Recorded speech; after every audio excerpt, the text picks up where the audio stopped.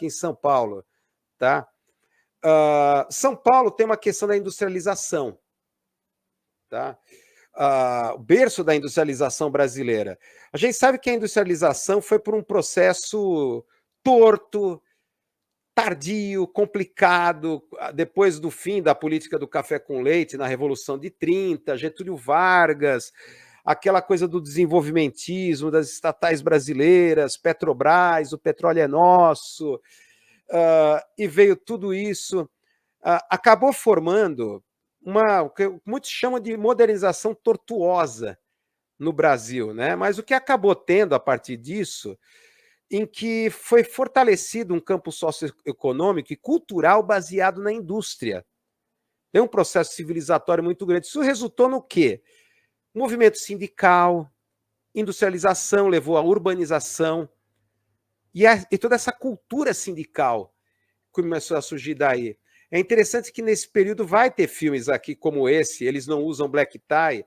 Aonde você vai ver filme hoje brasileiro com personagens operários? Aonde? Em qual filme?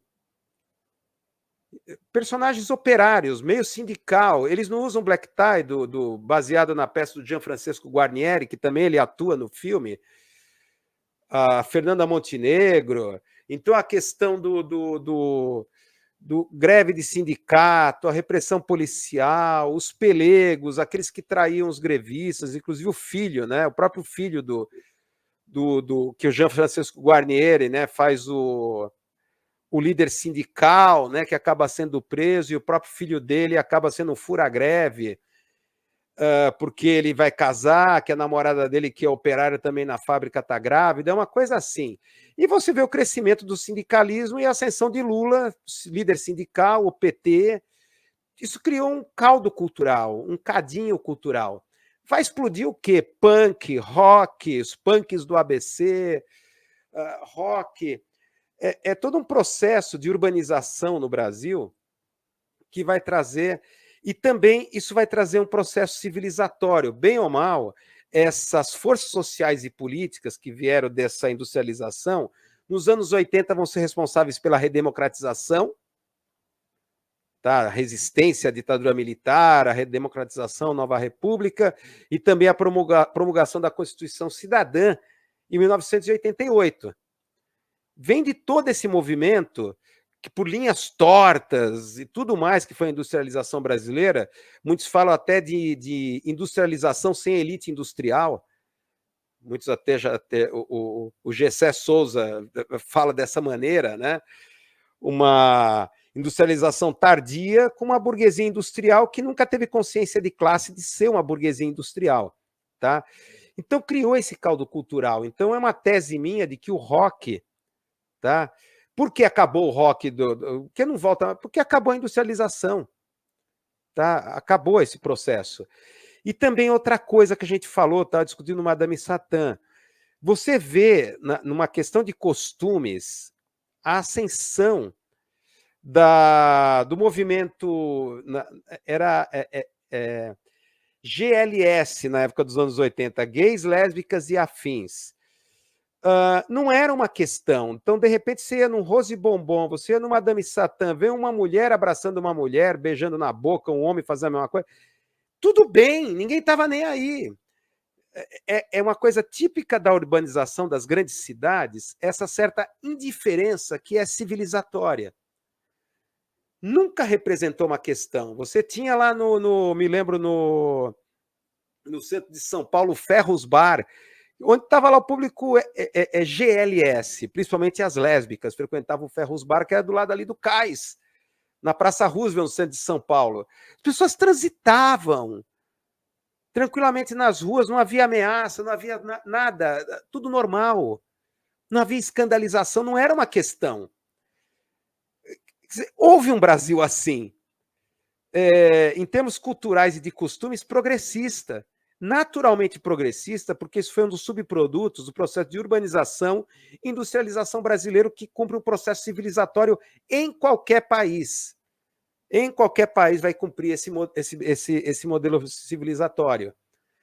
Nunca me lembro, eu vejo agora essas discussões identitárias, mas peraí, eu pensava que isso já era superado. Então estão espancando gays na Avenida Paulista. Travestis estão sendo espancados. Mas que é isso? O que está acontecendo? Então, era a noite em São Paulo, nesse momento, livre. Ninguém estava nem aí. Tudo bem legal. Olha, estão se abraçando, a mulher se beijando, beijando outro na boca. Não é uma questão. Porque havia uma indiferença. As grandes metrópoles produzem essa indiferença, que, repito, por um lado, vai produzir a solidão, o fenômeno da solidão. Mas, por outro lado, é civilizatório, porque é uma mediação. Esse distanciamento cria uma mediação que é um processo civilizatório. O que você vê hoje na sociedade, tá? E aí vê muito, a partir do governo Sarney, que eu acho que é aí que o Tecnoar tem que ser colocado. O governo Sarney foi o fim do sonho da redemocratização com a direta já. Eleição direta para presidente. Tancredo morreu, entra Sarney, hiperinflação e o desencanto com a política. Então eu acho muito essa coisa de brasileiro querendo ter nome em inglês, e depois ele se manda para os Estados Unidos, e o Tecnoar, desde o início, orientado para o mercado internacional, uma perda de esperança em relação ao Brasil, que já estava naquele momento com a época da hiperinflação, com esse período hiperinflacionário, a falência dos sucessivos planos Cruzado, Bresser, as tentativas de conter a hiperinflação.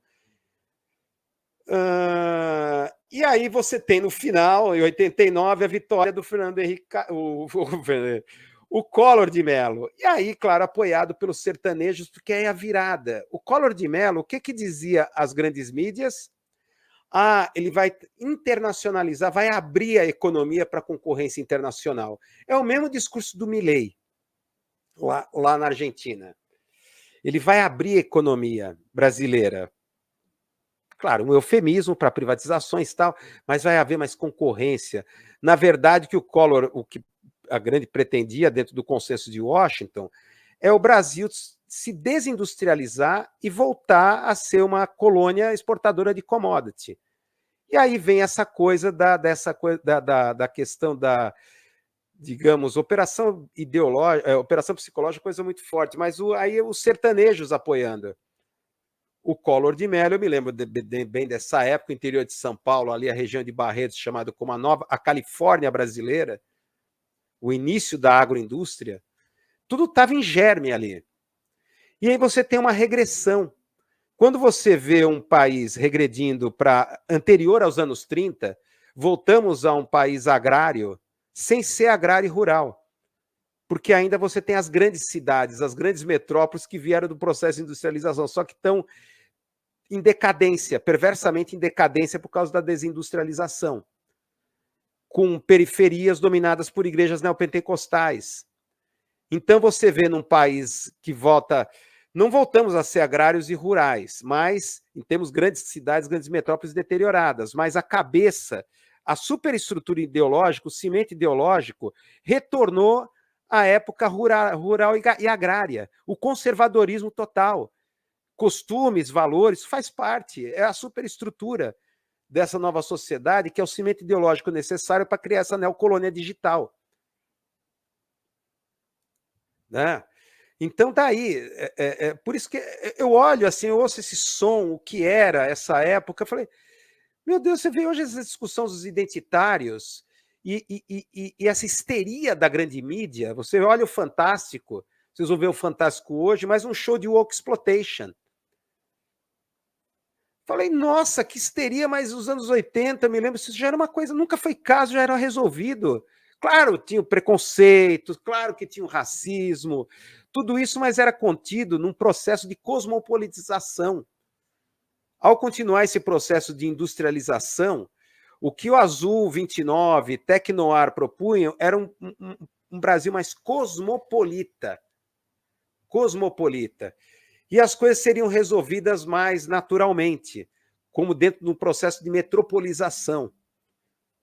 Que os processos de metropolização do século XIX na Europa levou a isso, a uma agenda mais progressiva de costumes, mais progressiva e progressista de costumes, e cultural e de costumes. Daí porque todas as vanguardas surgem ali na virada do século. Um boom científico e cultural e artístico que surge ali, Coisa que aqui no Brasil, mais uma vez, outra coisa foi abortada. Além do golpe militar de 64, abortar um projeto de uma civilização brasileira, aí você vê essa vitória do Collor, por isso que era tão decisiva ali, era o divisor de águas, Collor tinha que ganhar. Jamais Lula poderia ter ganho aquela eleição de 89. Tá? Daí a coisa da grande manipulação da TV Globo, aquele do último debate, né? Até aquela história, a história todo mundo já sabe, né? A manipulação da edição do debate no Jornal Nacional, às vésperas do dia da eleição, coisa, tinha que ganhar. Para a gente chegar nisso que chegamos hoje. Tá? Então, é isso, é isso. Chegamos, acho que conseguimos desenvolver nossa tese aqui, que eu acho que tem a ver. É um Brasil que foi esquecido, um Brasil que sonhava ser cosmopolita. O golpe militar de 64 abortou um projeto de civilização brasileira, né? O desenvolvimentista, Brasília, Bossa Nova, Oscar Niemeyer, Cinema Novo, aquela coisa toda. E aí a vitória do Collor aborta um cosmopolitismo. Tá? Hoje vivemos, claro, um país antenado à internet, mas falsamente. Já não é mais cosmopolita o Brasil. O Brasil virou uma coisa... uma cabeça assim que voltando, retrocedeu ao passado, anterior ainda ao fim da política do café com leite, se você quer saber. Mas vamos então agora aos comentários aleatórios. Cadê aqui a vinheta? Comentários aleatórios.